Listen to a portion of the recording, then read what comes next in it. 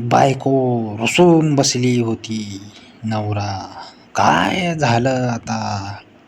बायको, तुम्हाला माझी काहीच काळजी नाही. नवरा, अगं कालच तर तुझ्यासाठी आईस्क्रीम आणले होतं. बायको, ती माझ्यासाठी नव्हती, तुम्ही स्वतः खाल्ली.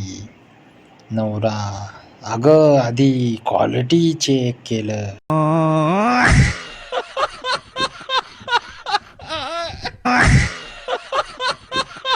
बायको, मी तुमच्याशी बोलणार नाही. नवरा, ठीक आहे, 2 तासांनी. बायको, तुम्ही मला विचारणार पण नाही का?